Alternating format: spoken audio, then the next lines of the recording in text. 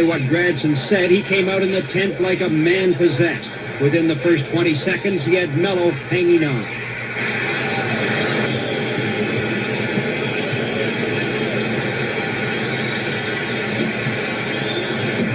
Okay, on my channel today, I am switching it up a little bit, shifting gears. It's Friday in Toronto. It is a very nasty day outside. It's freezing rain, and I didn't want to venture outside to do a video today. Number one. Number two, I'm not feeling the best. I'm a little under the weather, a little bit of a head cold. No big deal. But today, I want to discuss my personal interactions with a gentleman by the name of Jimmy Gradson, also known professionally as Jimmy Stonewall Gradson when he was a pro fighter in the Toronto area and throughout Canada. I believe he had some fights in the U.S. too. His record, professional record, is 40 fights, 30 knockouts, 8 losses, and 2 draws. I do believe. I'll put it up on the screen, something like that. I think I got it accurate. But I would say the pleasure. I would call it had the pleasure of meeting Jimmy on several occasions back in starting in around late 2017. And through 2018, and I believe I seen him once early on in 2019, but predominantly like the half dozen times that I interacted with Jimmy Gradson was between late 2017 and throughout 2018. Now, a friend of mine at the time befriended Jimmy, and he brought him to fight cards. He used to take him out for lunch, for dinner, just hung around with Jimmy. And in doing so, sometimes I tagged along. And I'm thankful that I did, because Jimmy was, I'm going to say he was a quirky guy. And for the record, Jimmy has passed on. He passed away in 2013. So, you know, I'm not saying anything negative about him. I'm going to tell one story that is a little graphic. So a little disclaimer coming up. But, you know, there were humorous stories. I was even at his house once. I believe he inherited his house from his parents, and his house was in downtown Toronto on Adelaide Street. It was a row house. I think it was 3 stories. Well, it was 3 stories. And one day we went down to pick him up. I think, well, let me back this up. I played men's ice hockey in Summer League in Richmond Hill back in the early 90s. So this would have been around 1992, 1993. And we played up at a rink. It was, I believe, at Yonge and Highway 7. So right behind the rink was an adult entertainment club, and the adult entertainment club, strip joint, was called Fantasia's. And back in the day, you know, strip clubs throughout the Greater Toronto area were very popular, very busy. The good old days. So after we played hockey, some of the boys would get together. You know, we'd have a few beers in the change room, the locker room. Then we'd go over to Fantasia. Now, I was very well aware of who Jimmy Gradson was from a young age. His reputation preceded him throughout the city. I never, to my knowledge, I never bumped into Jimmy at any nightclub or anything like that, to my knowledge. But he, at the time I was playing men's summer hockey, ice hockey, he was the cooler at Fantasia. So what a cooler is, it is like the head bouncer within a nightclub, after hours club, a gentleman's club, whatever. And so he would be, he'd be like a Roadhouse type deal, like a Dalton type deal, Patrick Swayze type deal. He would instruct his guys what to do, and if they couldn't do it, Jimmy would come out and he would take care of it himself. So I remember telling the boys at hockey, I go, listen, when we go over to Fantasia, you know, don't act up, like don't. And I'm not saying like these guys were rowdy guys, you know, some of us were, but you know, we weren't out of control. But I remember saying, like, you know, Jimmy Gradson's there. I don't know if anyone in this room knows who he is, but if you don't, you can ask me and I'll tell you. So we went over there a few times. I did see Jimmy there. I never said hello to him, but I did see him, and I knew exactly who he was. He's got a very distinct look to him. And I'm going to back it up a little bit. I'm going to back it up to his pro boxing career. He is mostly known for a very famous fight locally in Toronto. And the fight went off, or it occurred on May 4th, 1982 at the C&E Coliseum. Now, it was a fight between Jimmy and another gentleman by the name of Eddie Mello. Now, like I said earlier, Jimmy's ring name was Stonewall, and Eddie Mello, if you don't know who he's deceased as well. He passed on in 2001, and I'll touch on that very briefly, but I'm not going to get into that a whole lot out of respect to his brother Joey, who I'm still friends with. But I'll get back to that in a second. So Eddie's ring name was the Hurricane. So it was Jimmy Stonewall Gradson against Eddie the Hurricane Mello in May of 1982. Now, what triggered this memory to talk about Jimmy? Not that I had a brief relationship with him, whenever we went to fights. I went out to lunch and dinner with him once each time, or no, twice to dinner. But the other day I was with my brother, and my brother actually mentioned it, and he was actually at the fight. He was at the fight. He was 20 rows up from the ring, and I'm going to put some fight footage in this video. A little bit at the start, which you're going to see, and then I'm going to put almost the entire fight at the end of the video if you want. It's like 3 minutes, but I narrowed it down. I'll narrow it down. I'll edit some of it out. Maybe it's a couple, 3 minutes. It's not very long, but it's a vicious, brutal fight. These two guys had a very real dislike for one another, and during my interactions with Jimmy, he mentioned it unsolicited, and I'll get into that. But yeah, I'll put the fight at the end if you want to watch that. It's not the best footage. It was filmed in 1982, so it's not the best footage. It's low resolution. But the very first time I met Jimmy, I believe we were going to a fight card put on by United Fight Promotions, and I believe it was at the Hershey Center in Mississauga. So I don't know. I don't think it's called the Hershey Center no more, but it's about a 10,000. I don't know. Around their seat arena. So it's kind of a big deal. So we had a table. We had a ringside table. Whenever I went to the fights, either I was invited to sit at the table, or I bought a ticket at the table, or I personally bought the entire table. I did that a couple times at some of the events that Joey Mello put on. So my friend, which he will remain unnamed, he came by my house, picked me up, and then we were off to pick up Jimmy at his house downtown.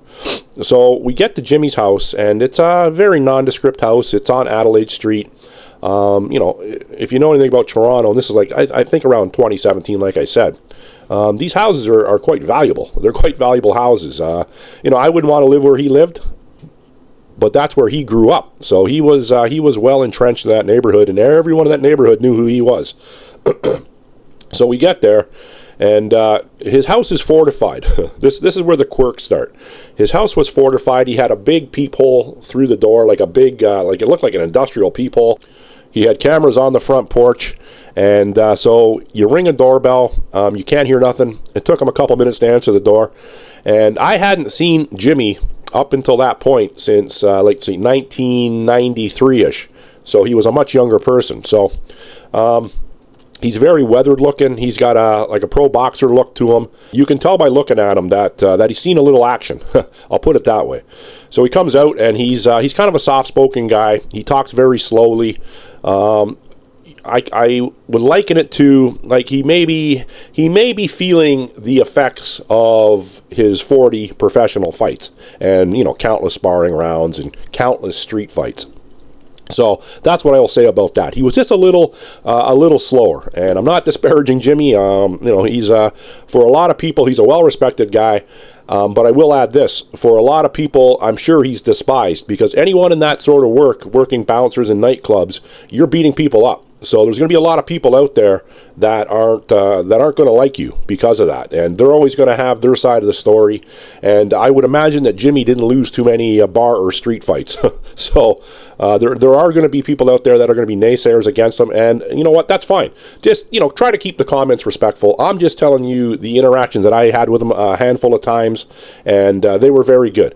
So he comes outside, and he starts talking with myself and my other friend, and he introduces me, and I say, nice to meet you, Jimmy. I know about you, and I've seen you a couple times up at Fantasia. So now bear in mind, when I'm talking to him, he's got this deer in the headlight sort of look, like glazed, like a glaze over his face, his eyes. Like the lights are on, but he's not exactly home. So he's going, oh, okay, yeah. Oh, you remember me from up at Fantasia's? I go, yeah. I go, yeah. Nothing ever happened, Jimmy. I go, I played at the hockey rink behind your bar there, and we come in after the game. And he goes, oh, okay. So then he goes to me, he goes, Dewey, would you like to come in and see my house? And I'm like, I look at my friend, and I'm like, oh, well, I guess. I didn't really plan on touring Jimmy Gradson's house. But you come in his house, and it's clean. It's clean, but it has clutter. It has every inch of every part or every space on the walls were covered with paintings, mirrors, clocks. It was very surreal environment. And he had like 3 of the same paintings, 3 of the same clocks, 4 of the same tapestries. He had Elvis Presley porcelain busts. He had the Bulldogs porcelain busts. The house looked like an amusement park. And there was loud music playing. And I can't remember what the music was, but it was loud enough that I had to raise my voice to speak to him. But I don't say nothing. It's his house. The house was very quirky, to say the least. So he goes, let me show you around. Then he said it used to be his parents' house, and his parents had passed on. And I don't know if he had siblings. I think he did. But he took possession of the house. So he shows me up. We go up the stairway, and like I said, every part of the wall had like pictures on it, and all in duplicates, triplicates, 4, 5. Strange. So, I don't know how many bedrooms it had upstairs, but it was, all the beds were made. It was neat. It was clean. It smelled clean in the house. And so anyhow, I'm looking around. I just want to get out. I go, Jimmy, it's a very nice house. Very nice. I like your house, Jimmy. I'm thinking to myself, this isn't my taste, but hey, it's not my house. So we leave. We're going from Adelaide downtown. We're getting in my buddy's car. It's a silver Honda Civic. Now keep that in mind. So we go downstairs. He locks the door. He's got like 3 locks on it. Click, click, click with the keys. But before he leaves, he turns the stereo up almost a full blast. And I'm like, what the hell? So I go to him. I go, Jimmy, you're turning the stereo up. He goes, yeah, I don't like my neighbors. Whenever I leave the house, I always turn the stereo up. So I don't know what relationship he had with his neighbors, but I'm assuming it wasn't good. But I'd have to also assume that they probably did a little research on him and knew not to complain too much about the loud music, if you know what I mean.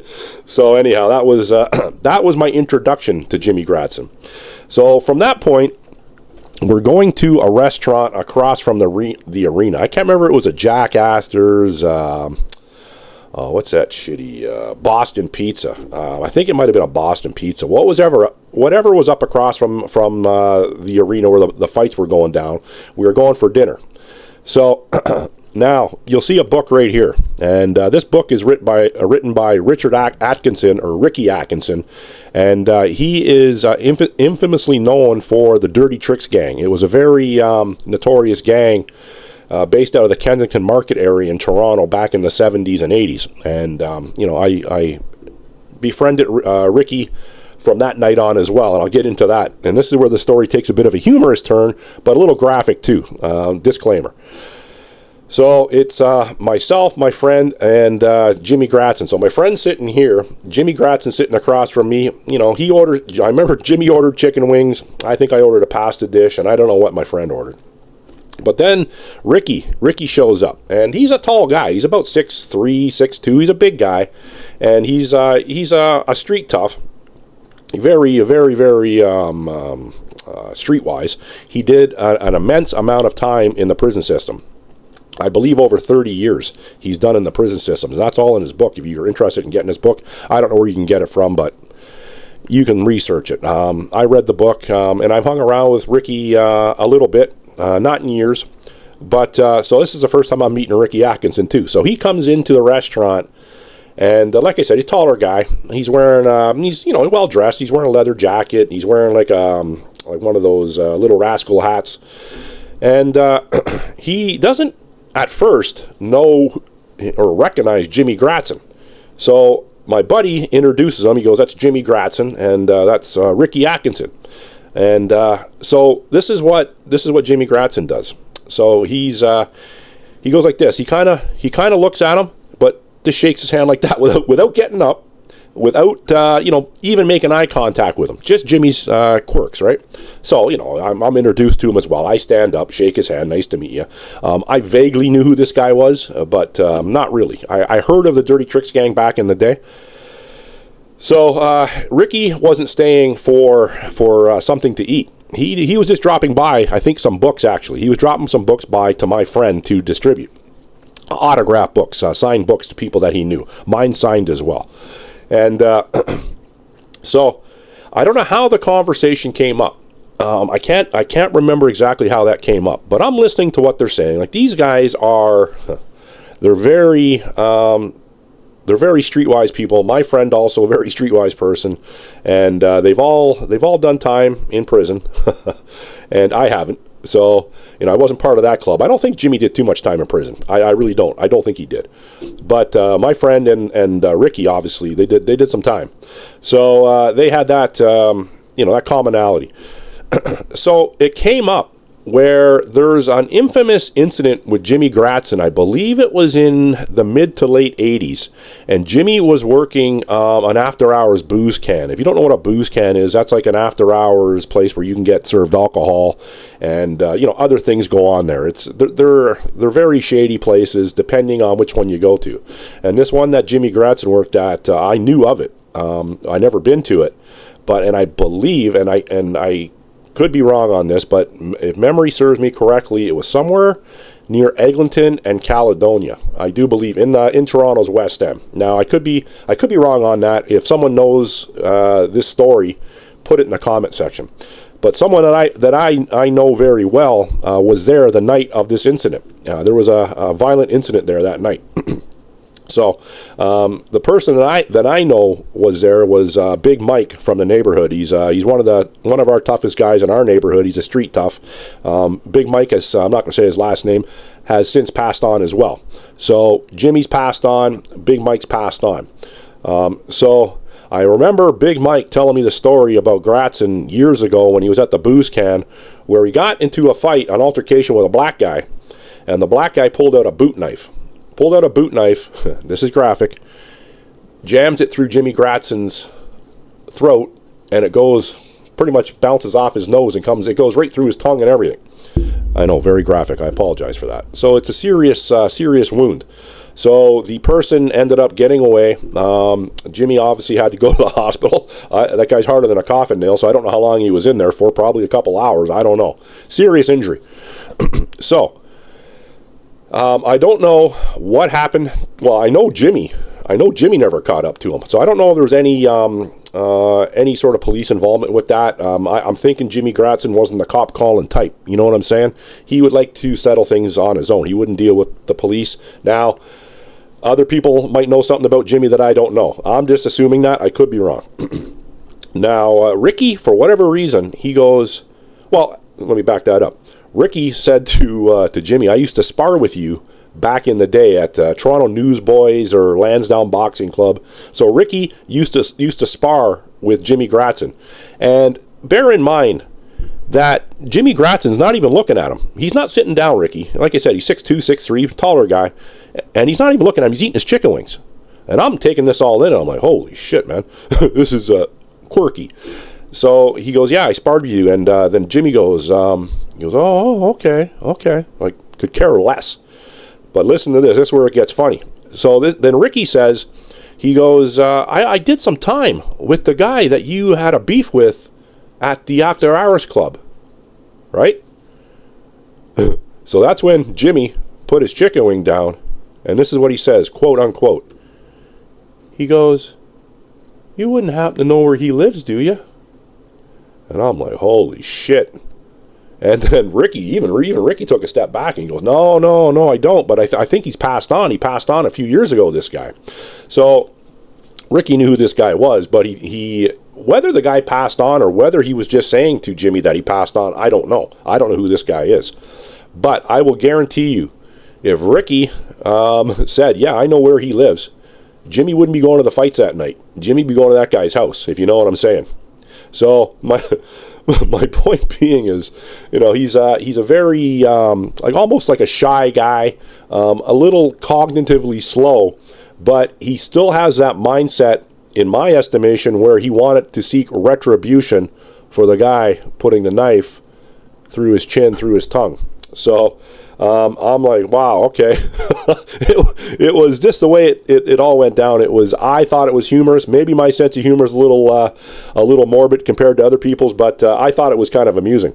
So then we, Ricky leaves. Then we settle up with our bill, and I will say Jimmy never paid. I don't think Jimmy knew he had pockets, if you know what I'm saying. So then we go across to the Hershey Center, and so we congregate outside, and you can see some boxers there. Like whenever you go to these boxing matches, you're going to see the odd semi-famous boxer. Like, I've ran into multiple boxers, like lots of boxers over my lifespan. Even one behind me here. That's me and Roberto Duran, 4-time champion, like one of the all-time highest ranked boxers in history. So I met Roberto at a nightclub in 1997. So I'm only like 27, 28 there. And actually, Roberto Duran was still active for a couple more years after that picture. So I'm glad I got the chance to meet him. And I met a lot of people. Maybe in other videos I'll get into that, but a lot. One person I became friends with as well over the years was George Chavello, the Canadian heavyweight champ, fought Muhammad Ali twice. George Chavello was even at my 50th birthday party. His son Mitch brought him. It was a nice surprise to see George at my 50th birthday party. If I can find a picture of that, I'll put that up. And so I've had lots of crossovers with famous and semi-famous boxers. So we go across to the match, and I recognize a gentleman on the outside before we go in, and I look over and I go, oh, that's Bernie Gwindon. Now, Bernie the Frog Gwindon was a co-founder of Satan's Choice MC, a 1% motorcycle club. So I don't know Bernie to go talk to him. I just recognized him. I've seen him around. And I said to Ricky, because Ricky's with us at that point, we're just shooting the shit. And there's Bernie the Frog over there. And Ricky did time with him, of course. So Ricky beelines over to him, and they have a good conversation, whatever they talked about. So then, it gets kind of humorous again. So we go in, and like I said, we had a table reserved for us, and it was pretty close to the ring. It was like really good table. So at the time, where I'm sitting here. Jimmy Gradson sitting beside me to my left, and to the left of Jimmy is Ricky Atkinson, and to the left of Ricky is my friend. And, the ring is just like right over here. So then I see George Chavello come in. George Chavello's coming in with, what's his name? Marvin Elkine, the Weasel Elkine. So if you don't know who Marvin the Weasel is, he was Jimmy Hoffa's driver. He was mobbed up. He was a mob insider. He was friends with Muhammad Ali, and I believe he died in 2024. Melvin or Marvin? I think it's Marvin. Anyhow, I'll check that. But I seen him around a few times, and he was good friends with George Chavello. I wasn't particularly fond of him because, it was alleged that he was a police informant. And, I didn't want to get close to him. Now, out of respect for George Chavello, I never gave the guy disrespect, because I have immense respect for George Chavello. But, so let me back up. So here comes Chavello, the Weasel, and a couple more people in their entourage.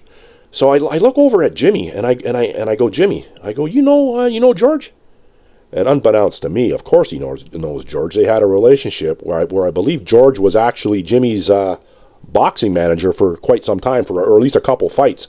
So they had a falling out. I don't know the backstory on that, but I'm going to tell you, Jimmy was giving George Chavello a very dirty look, very dirty. And George, right away, like George has seen me around. He doesn't know me per se, but he's seen me around. I've met George many times.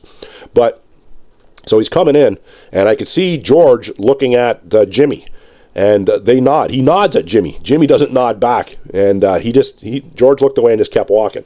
Now I'm not saying that George is intimidated by Jimmy whatsoever.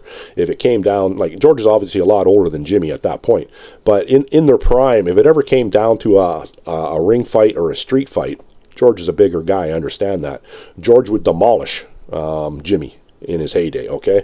George Chavello is the toughest man in Canadian history. And, you can say George St. Pierre, you can say other MMA guys, but from a boxing standpoint, and you can say Lennox Lewis is Canadian, and, and I think Lennox Lewis is Canadian, but in my estimation, George Chavello is Canada's toughest guy.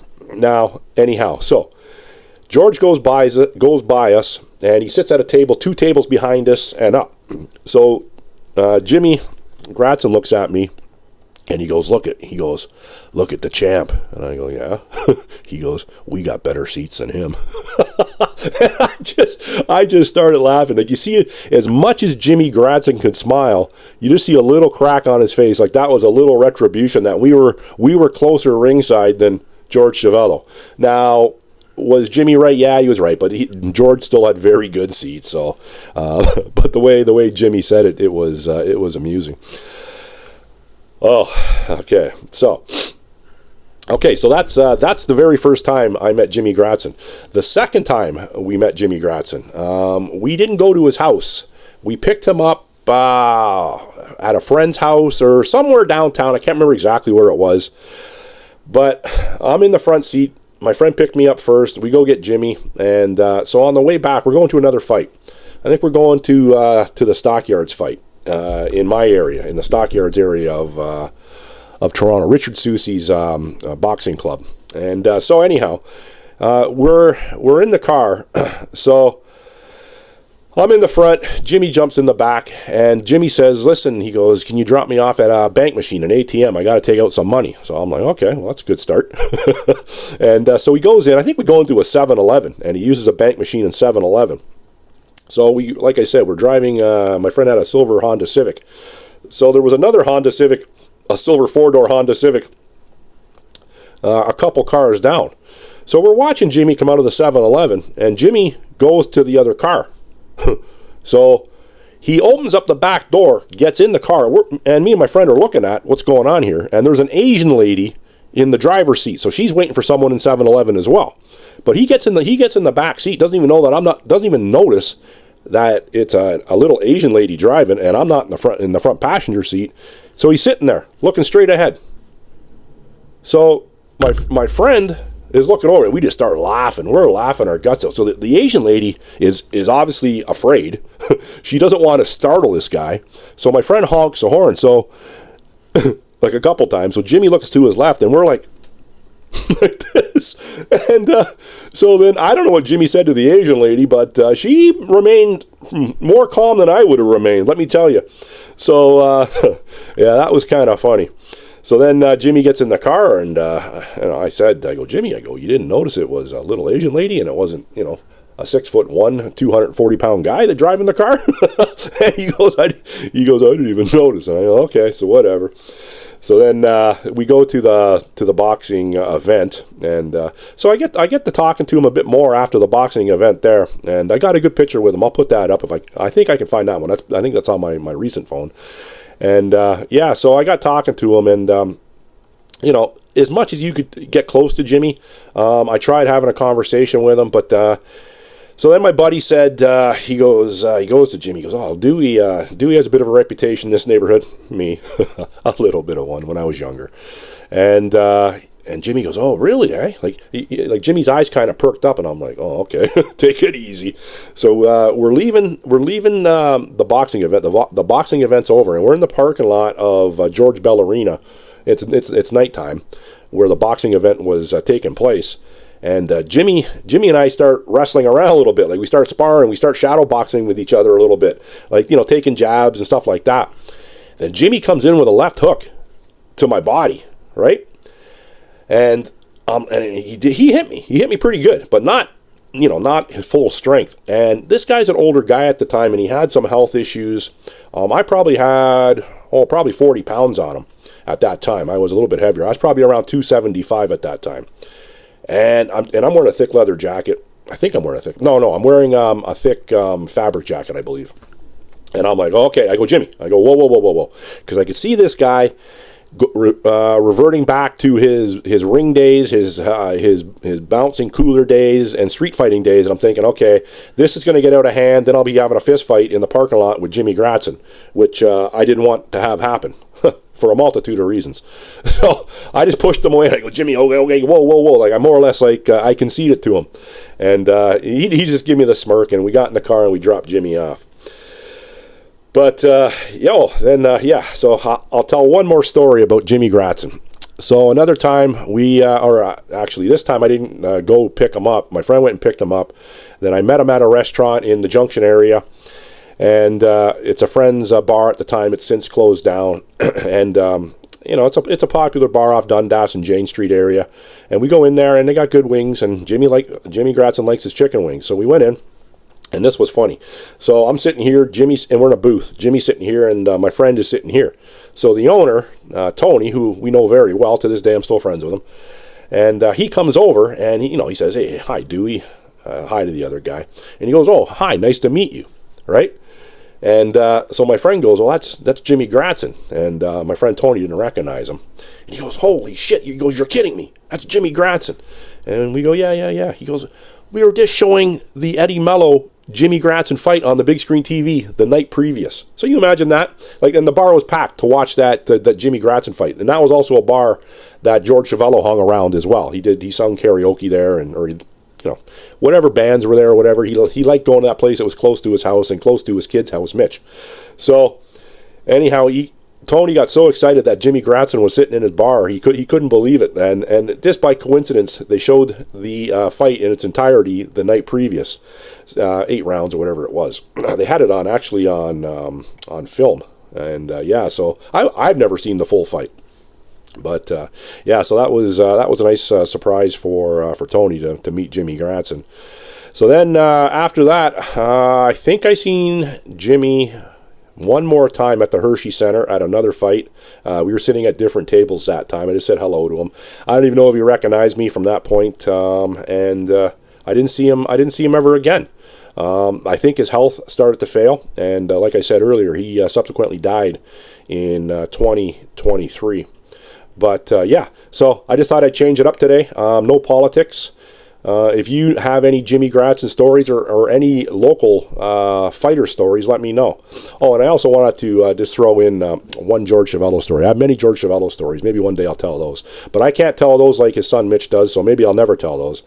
But there was a rumor back in the day that another very famous cooler in Toronto, this is way before Jimmy's time, his name was Baldy Shard. And he's a legendary street tough. He was he had a criminal record. He did some things that weren't very nice to people. And there was a rumor that Baldy Shard had a street fight with George Chavello.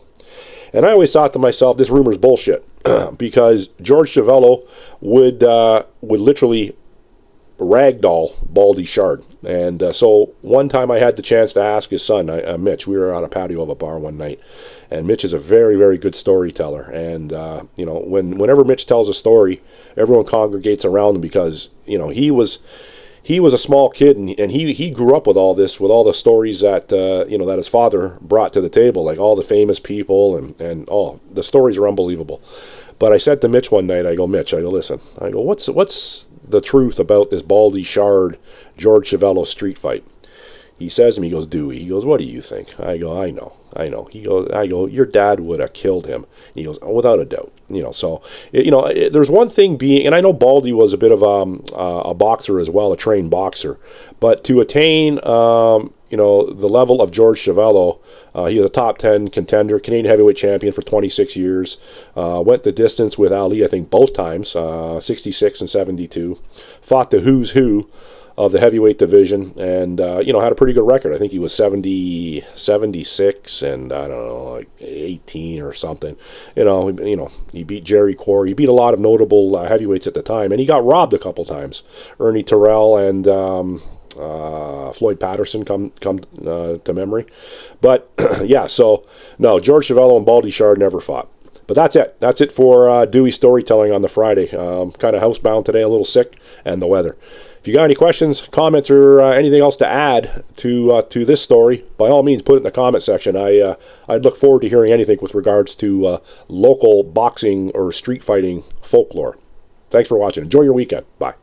Been building for weeks as Toronto's two most visible middleweights sought to resolve their differences. On the one hand, Jimmy Gradson, the #1 contender for for the vacant Canadian crown. On the other, Eddie Mello on the comeback trail, trying to prove that at age 21, he was far from washed up. That was the whole thing for the first 5 rounds. Boxing, I was trying to take it out of him from his belly. I was trying to hit him because I know Jimmy doesn't like to be hit down there, so I was taking it out of him slowly. I knew that Jimmy was losing his strength. That's why I was holding a little bit. That was the whole fight plan. Every time Jimmy got me on the ropes, instead of fighting his style and wore him back, there was nothing to do. Just grab him, let the referee break, and every time I broke, I ended up getting with an uppercut or something, which I felt that the referee should have warned Jimmy, but he didn't do that. With the two fighters giving it their all, no one could expect the fight to go as long as it did. 3 or 4 rounds maybe, but through 9, both were still standing. Neither had been the victim of a knockdown. On the scorecards, judges gave a slight edge to Mello. No, I thought I was ahead, but I knew that I had to come out stronger, and I wanted to knock him out in front of all those people, and I proved to everybody that I can do it, and I did it. No matter what Gradson said, he came out in the 10th like a man possessed. Within the first 20 seconds, he had Mello hanging on.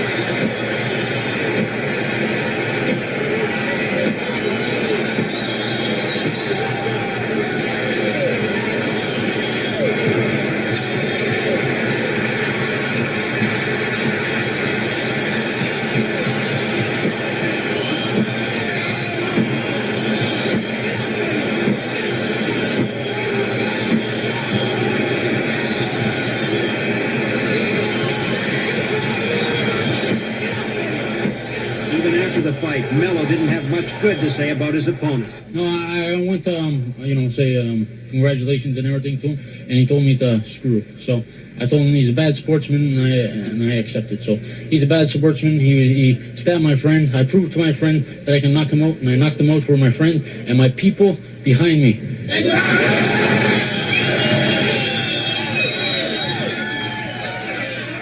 Did you give him a rematch? No, show me the money, and I'll give him a rematch, and I'll knock him out earlier. You have a little more respect for Jimmy Gradson now than before the fight? Well, it's funny. I really still don't respect Jimmy as a person, as a fighter. Well, definitely, I like to fight Jimmy again. Fight before, maybe right back and fight him. That's totally up to Travis and Dave, 2 people that are looking after me. So round 1 and local bragging rights go to Jimmy Gradson. This promoter's dream can't help but result in a rematch. After all, very few fights live up to their advanced billing as this one did. Bill Bird for Sportsline.